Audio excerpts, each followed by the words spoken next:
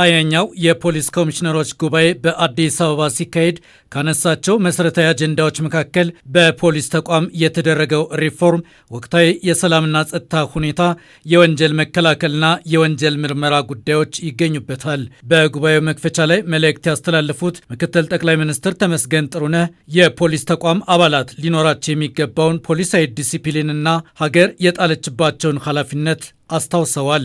ፖሊሶቻችን ለሕገ መንግስቱ ለሕዝቡና ለሕሊናቸው ታማኝ መሆን ይጠበቅባቸዋል።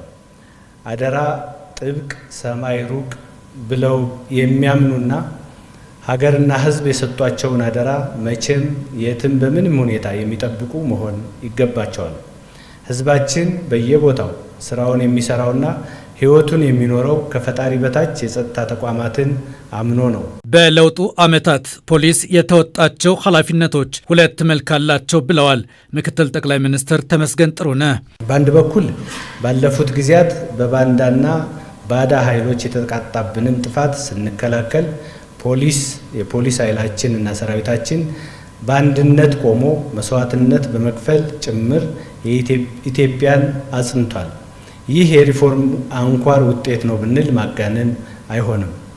በሌላ በኩል ደግሞ የጠላት ተልዕኮ ተቀብለው የሚመጡ ሰርጎ ገቦችን በመከታተል በማደንና ለሕግ በማቅረብ የፖለቲካና የኢኮኖሚ እንቅስቃሴያችን ያለ እንቅፋት እንዲከናወን አድርጓል። የፌዴራል ፖሊስ ዋና አዛዥ ኮሚሽነር ጄኔራል ደመላሽ ገብረ ሚካኤል ባለፉት የሪፎርም ዓመታት በፖሊስ ተቋም ላይ የተደረጉ ጉልህ ለውጦችና የተገኙ ውጤቶችን አቅርበዋል። በሂደቱም ተልዕኮን በብቃት መወጣት የሚችል ተቋም መገንባቱን ጠቅሰዋል። እንደ ሀገር የሀገራችን የፖሊስ ዶክትሪን በክቡር ጠቅላይ ሚኒስትራችን ጸድቆ ስራ ላይ የዋለበት ተመሳሳይ ሎጎ፣ ተመሳሳይ መሪ ቃልና እንደዚሁ የስትራቴጂክና ቪዥናችንን አንድ አድርገን እንደ ሀገር የጠንካራ የፖሊስ ተቋም ለመገንባት የሚደረገውን ጥረት እየተመራ ያለበት ስርዓት ተፈጥሯል። በቀጣይ ኢትዮጵያ 7ኛውን ሀገራዊ ምርጫ ታካሂዳለች። የፖሊስ ተቋም ምርጫው በሰላምና የሚፈለጉ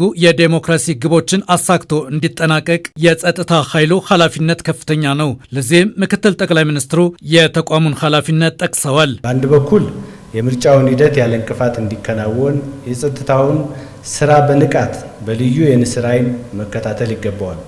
በሌላ መልኩ ደግሞ የምርጫ ተሳታፊዎቻችንና የተሳታፊዎቻችን እንቅስቃሴ እንዲሁም የምርጫ ቁሳቁሶች ደህንነታቸውን መጠበቅ ሌላው ዋና ተግባር ይሆናል። ከዚህ በተጨማሪ የምርጫውን ሂደት ለማደናቀፍ ከውጭና ከውስጥ የሚሰነዘሩን ጥቃት መከላከልና ማምከን የግድ ይላል። በፖሊስ በኩል ለምርጫው እየተደረገ ያለው ዝግጅት በኮሚሽነር ጄኔራል ደመላሽ ገብረ ሚካኤል ቀርቧል። 7ኛ ምርጫም በጋራ በተለይ ፖሊስ ትልቅ ኃላፊነት ወስዶ የሚሰራ ኃይል ስለሆነ ይሄንንም ዛሬ በመናረገው ውይይት አጠቃላይ ያለን ዝግጅት የምንገመግምበትና የሚያጋጥሙንን ችግሮች እንዴት መፍታት እንደምንችል ተቀናይተን እንደዚሁ ከሌሎች የጸጥታና የደህንነት ኃይሎች ጋርም ተቀናይተን ከህብረተሰቡ ጋር ሆነን ችግሮችን እየፈታን ይሄንን ሀገራዊ 7ኛውን ሀገራዊ ምርጫ በተሳካ ሁኔታ የምናከናውንበትን ውይይት የምናደርግበት ቀን ይሆናል።